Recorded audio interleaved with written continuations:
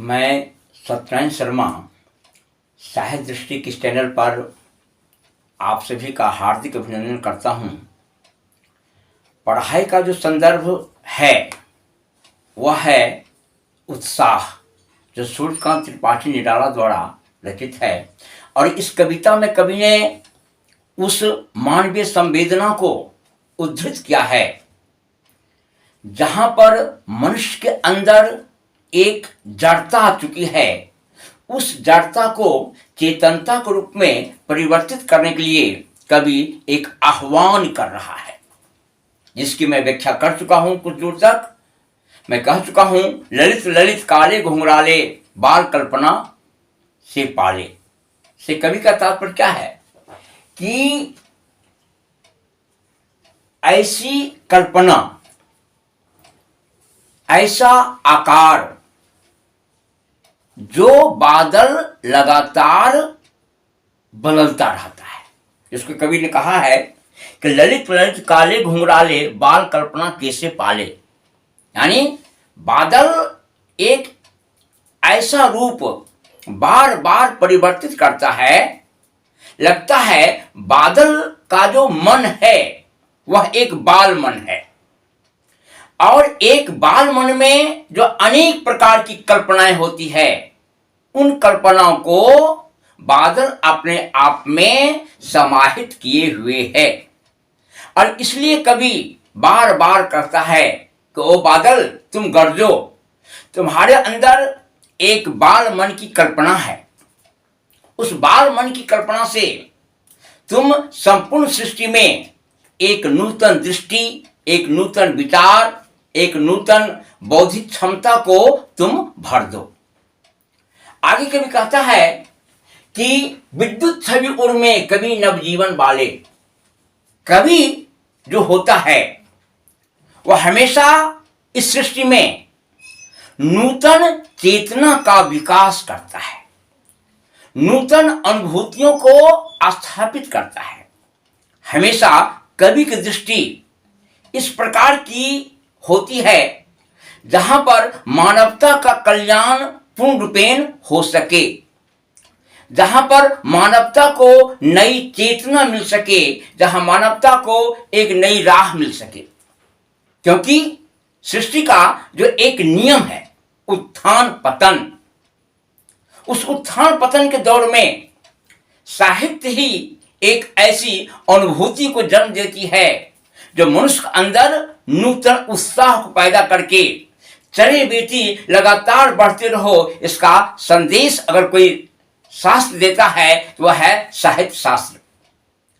और कवि इसलिए कहता है ललित ललित काले घुंघराले बाल कल्पना कैसे पाले। से तात्पर्य है ये बादल, तुम जो अपना आकार जो धारण करता है वह बार बार परिवर्तित होते रहता है, बार बार उसमें एक नई चेतना का विकास होता रहता है। और वैसा मालूम पड़ता है कि जिस प्रकार से बालक के मन में अनंत कल्पनाएं संभावना लेकर आगे बढ़ती है, लगता है तुम भी आगे बढ़ते जा रहे हो। कवि आगे इसलिए कवि कहता है कवि नवजीवन वाले। लेकिन इसके पूर्व जो पंक्ति है वह पंक्ति है विद्युत छवि उर में। विद्युत छवि ने बिजली की एक क्रांति, बिजली का एक आभा में रूप तुम्हारे हृदय में पूर्ण रूपेण समाहित है। और उस विद्युत की ऊर्जा से, विद्युत की एक क्रांति दर्शिता से तुम इस प्रकार की सृष्टि का निर्माण करोगे जो मनुष्य के जीवन में नूतन चेतना का विकास कर सके, जो मनुष्य को लगातार आगे बढ़ा सके। मनुष्य जहां कहीं हताश, निराश, उदास हो जाता है, वहां पर बादल तुम गरजो और अपने गर्जन तर्जन से मानवीय चेतनाओं में एक उत्साह का संचार करो। उत्साह को जन्म दो, जो उत्साह मनुष्य को निरंतर आगे बढ़ने की क्षमता प्रदान कर सके। इसलिए कभी कहता है विद्युत छवि उर में, ए बादल, तुम्हारे अंदर बिजली की एक कौंध है, बिजली का एक आभा में रूप है। और उस आभामय रूप से तुम संपूर्ण सृष्टि में एक नूतन चेतना का विकास करो, एक नूतन अनुभूतियों से संपूर्ण मानवता को तुम एक नया राह प्रशस्त करो और उस राह पर चल करके मनुष्य अपने उत्साही बल से जीवन के अनेक क्षेत्रों में आगे बढ़ सके। जैसा मैं कह चुका हूं, निराला, छायावाद, प्रगतिवाद और प्रयोगवाद तीनों वाद को अपने आप में समाहित किए हुए हैं और तीनों वाद के माध्यम से निराला ने जनमानस के लिए एक नूतन कल्पना, एक नूतन दृष्टिकोण, एक नूतन अनुभूति को अपने अंदर बसाए हुए हैं। इसलिए कवि कहता है, विद्युत छवि उड़ में कवि नवजीवन वाले। विद्युत छवि उड़ का तात्पर्य क्या होता है कि ये बादल तुम्हारे अंदर एक बिजली की कौंध है, एक बिजली की एक ऐसी चमक है जिस चमक से तुम संपूर्ण सृष्टि में एक नव चेतना का प्रचार प्रसार कर सकते हो। जहां युगों से मानवता पीड़ित है, जहां युगों से मानवता उपेक्षित है, जैसा मैं कह चुका हूं कि बादल जो है वह निराला जी का एक विशेष प्रिय विषय वस्तु रहा है और बादल के माध्यम से ही कवि ने संपूर्ण संसार में, संपूर्ण सृष्टि में एक नई क्रांति का आह्वान करते हैं। इसलिए कवि कहते हैं, विद्युत छवि उड़ में कवि नवजीवन वाले, यानी ये बादल तुम्हारे हृदय में विद्युत में इस प्रकार से आभा है, चमक है, जो सौंदर्य है वह रूप तुम्हारे अंदर समाहित है और कवि नवजीवन वाले, यानी कवि में एक ऐसी चेतना भर दो जो अपनी नूतन कविता से संपूर्ण सृष्टि में नूतन जीवन सृष्टि का विकास कर सके। इसलिए कवि कहता है कि वज्र छिपा नूतन कविता फिर भर दो बादल गरजो। वज्र छिपा यानी ये बादल तुम्हारे अंदर एक क्रांति छिपी हुई है, एक नई चेतना से ओतप्रोत भावनाएं छिपी हुई है और उन भावनाओं से संपूर्ण जनमानस में जन आंदोलन का संचार कर दो, जन आंदोलन का विकास कर दो, जो जन आंदोलन उपेक्षित मानवता के अंदर एक उत्साह और आशा से आशान्वित भावनाओं को भर सके। इसलिए कभी कहता वज्र छिपा। वज्र छिपा का तात्पर्य क्या होता है? वज्र छिपा नूतन कविता, यानी अभी तक जो कविताएं लिखी गई जो मात्र मनुष्य का मनोरंजन करता था, वैसी कविता नहीं, एक ऐसी नूतन कविता जो व्यक्ति के अंदर एक क्रांति का संचार कर सके, जो व्यक्ति का अंदर एक आंदोलन को जन्म दे सके, जो व्यक्ति के अंदर एक परिवर्तनशीलता का आविर्भाव कर सके। इस प्रकार की कविता रचो। इस प्रकार की कविताओं से संपूर्ण मानवता को तुम ओतप्रोत कर दो। वज्र छिपा, वज्र का तात्पर्य एक कठोर, एक क्रांति, एक आक्रोश। अगर बादल में मधुर वर्षा का रिमझिमपन है तो बादल में गर्जन तर्जन भी है, यानी इस सृष्टि का एक अभिन्न हिस्सा है बादल और इस सृष्टि का अभिन्न हिस्सा है मानव।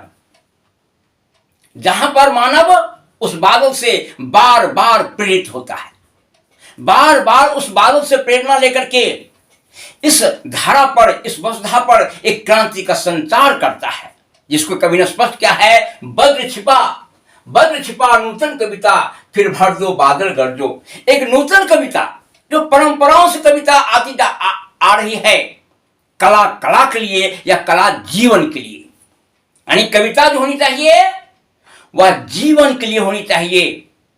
वह मात्र मनोरंजन सिद्ध नहीं करके जीवन में जन आंदोलन को ला सके, जो जीवन में नूतन परिवर्तन को ला सके, जो जीवन को नई दिशा प्रदान कर सके।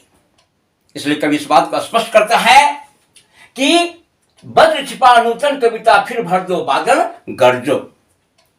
अगले अनुच्छेद में कवि कहता है, विकल विकल उन्मन थे उन्मन, विश्व के निदाद के सकल जन।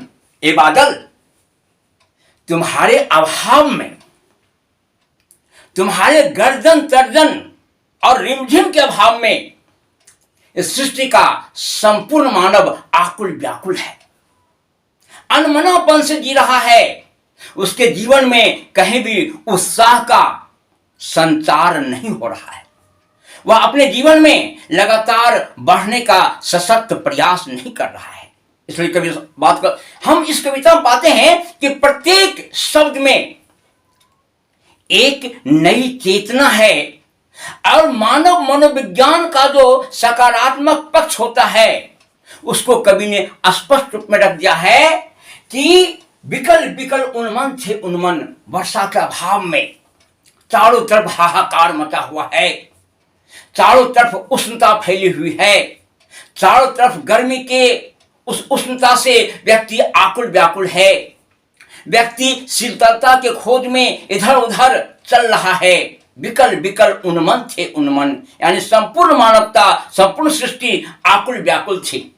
अनमनापन था, यानी जीवन जीने की उत्साहवर्धक शक्ति का अभाव था।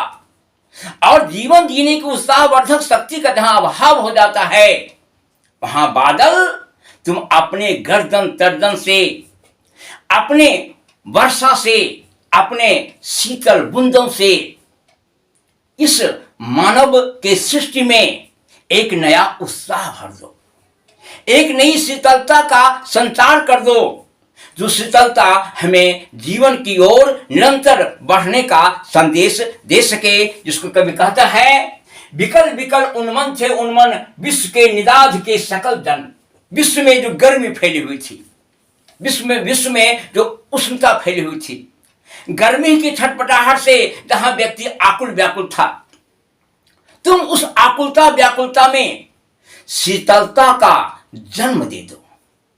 यानी जब मनुष्य आकुल व्याकुल हो जाता है, निराश हो जाता है, जीवन जीने का आधार स्तंभ टूटता हुआ नजर आता है, ऐसी स्थिति में ए बादल तुम बरसो।